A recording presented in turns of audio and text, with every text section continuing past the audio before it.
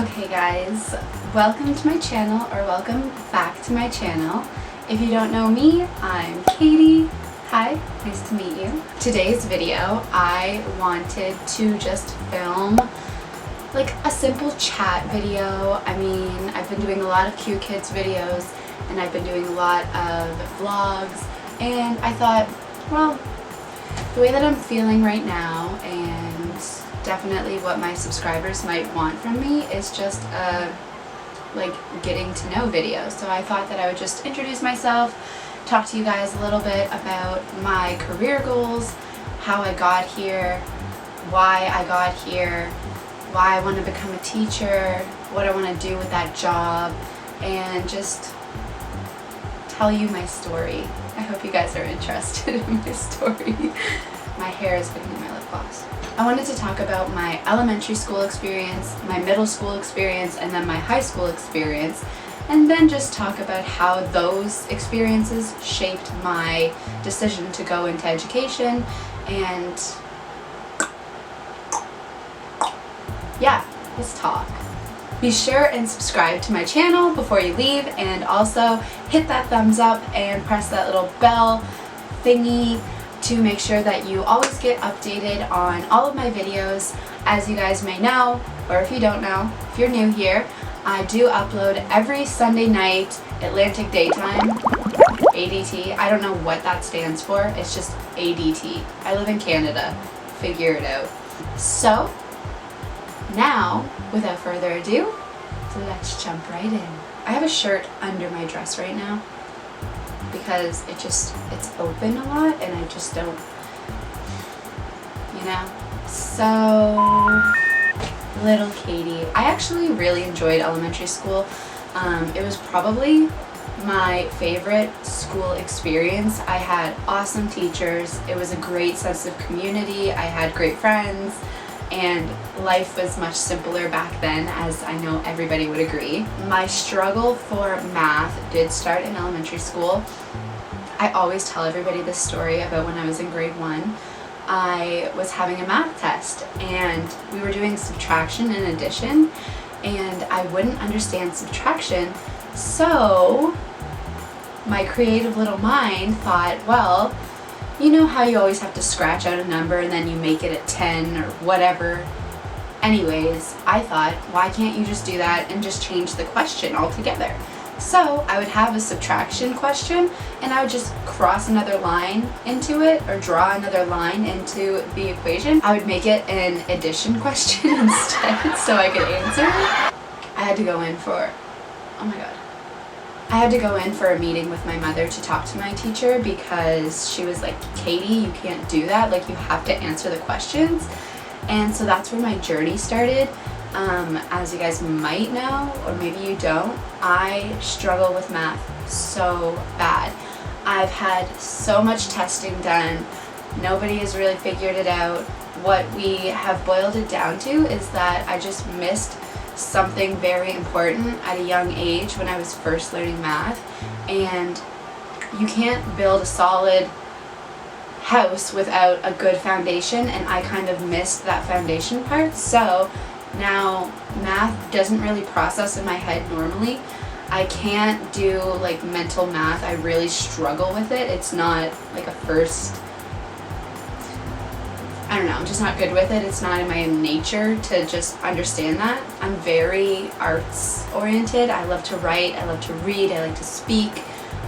So those are my strong suits. I started to have issues with confidence because I always felt like I was very stupid, and I feel like the schools always push math onto you, and they push math onto kids and say like, if you don't have math, then you can't go into a career. And I remember at a very young age wondering if I was going to be okay in the workforce, because I just knew I wasn't, it's not that I couldn't do math, it's that I didn't want to. And I had tutors throughout my entire life. It never got easier for me.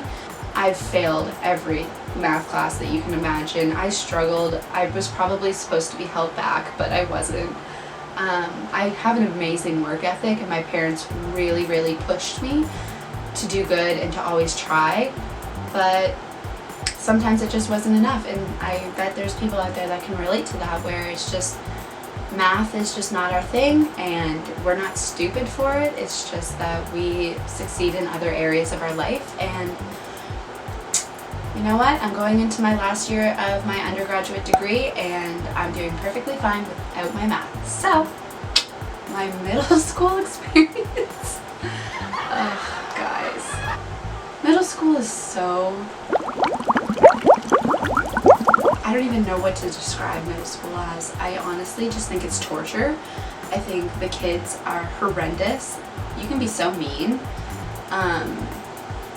I really struggled to find my place. I remember going into grade 6 just not knowing what to think. It was just such an adjustment to make, and I felt like I was surrounded by kids that were trying to act older than they actually were, and then I kind of fed off of that. And of course, I wanted to be popular, I wanted to be liked, I wanted to have a boyfriend, I wanted to do what all the other girls were doing. I remember Lulu headbands were the thing, and Hollister, and American Eagle jeans. You were not cool if you didn't have those. All of my friends had BlackBerry phones. I did not have a BlackBerry phone for a while. I was a cheerleader in middle school. Again, I struggled with math. The teachers would come up to me and they would try their absolute hardest to help me out, but it just wasn't processing normally, and I would lie. They would ask me, okay, so they would explain something to me, and they would ask, okay, do you understand? And I would say, yeah. And then they'd walk away, and I'd be like,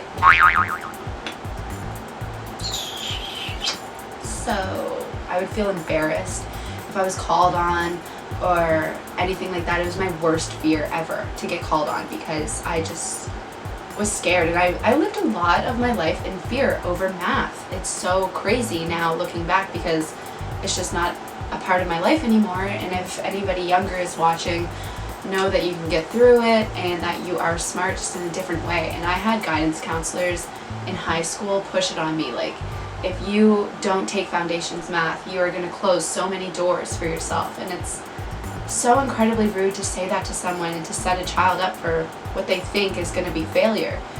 You don't need math for everything. There are so many people that aren't math oriented.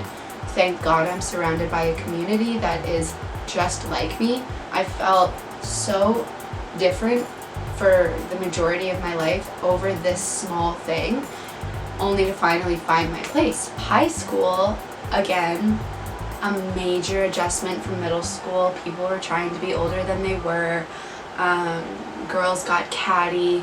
Drama happened. I had a few very bad relationships in high school. I kind of flopped. I was sad for a very long time in high school. I still had that math thing on my shoulders, and then I was struggling with my group of friends that I very clearly did not fit in with, and I had horrible boyfriends, and I pushed my family away. I pushed people that genuinely cared about me away.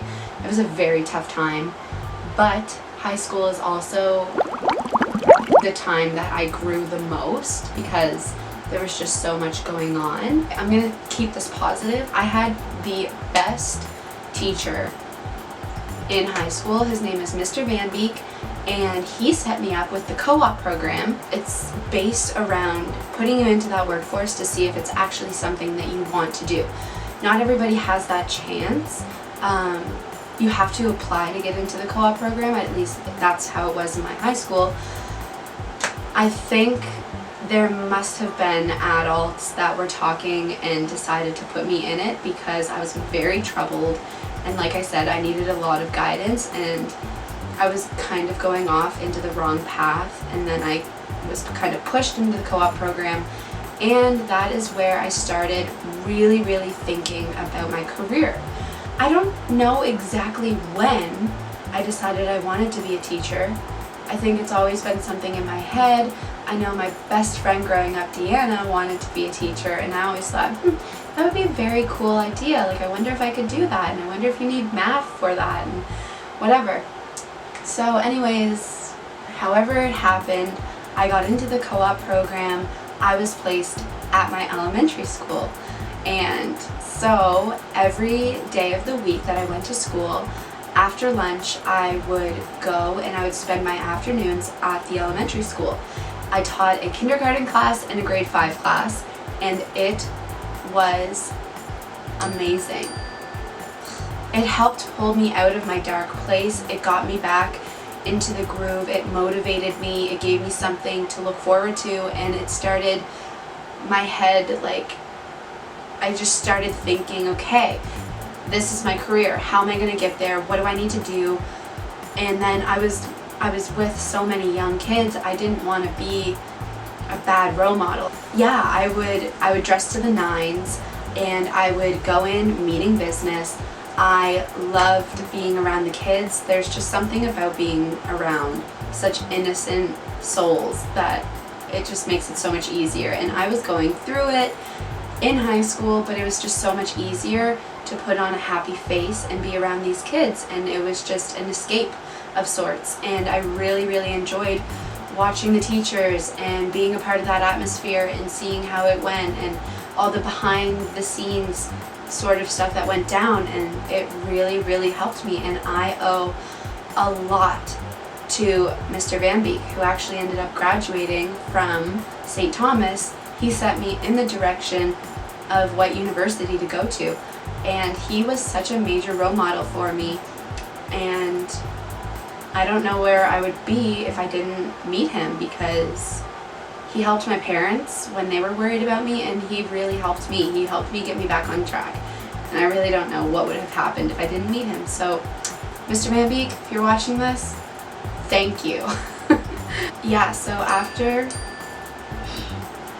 I graduated, I decided that I wanted to trash who I was, basically, in a not so dramatic way. I just wanted to trash who I was, and I wanted to just start all over again in a place that people didn't know me, and I wanted to recreate myself, and I wanted to become goal-oriented. I wanted to become passionate and motivated, and I wanted people to look at me and think, oh my God, I would never think that she was the smartest person in the room. I wanted to put my nose into the books, study hard, get there, and surprise everybody. And I wanted to surprise myself.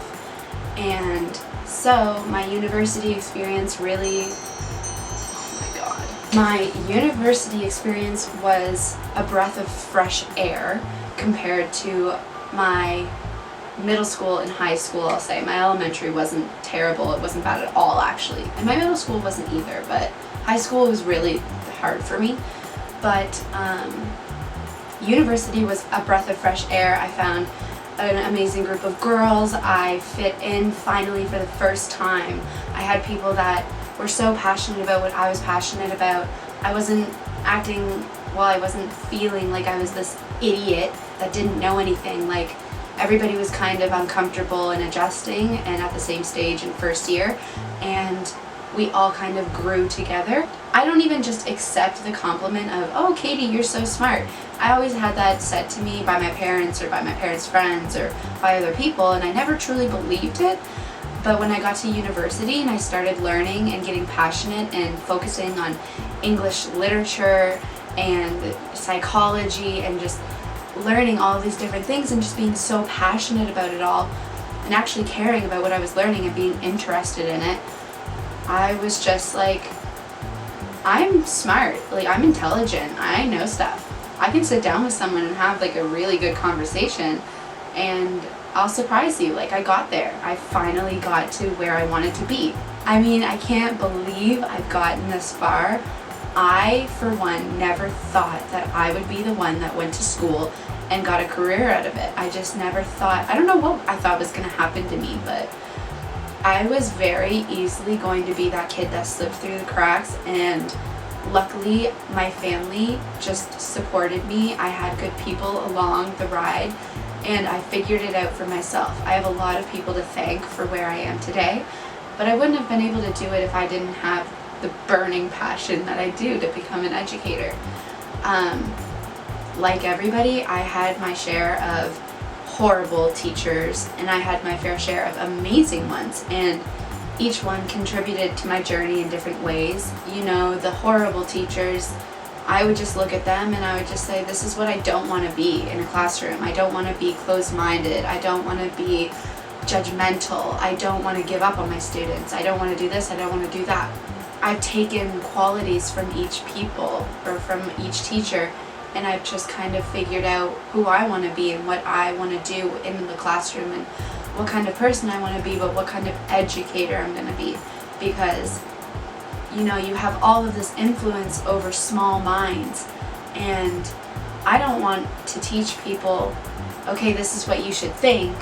I want to teach people how to make a well-formulated argument, or just how to think for themselves and how to back themselves up and truly believe in what they're putting out there. And I have all of this knowledge in my brain that I'm learning and will continue learning, that I just want to transfer into little minds, because I think of what a different life people would lead if they had education. And that's not to say everybody needs to know math and everybody needs to know, I don't know, Lord of the Flies.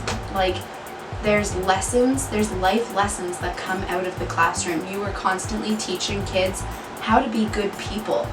And I just feel like every day I'm getting more and more equipped to do that, and I'm just so excited. And from here, I want to travel. I want to be an ESL teacher. I want to go to China and England and down south. I want to go everywhere, and I want to teach, and I want to explore, and I want to see different cultures.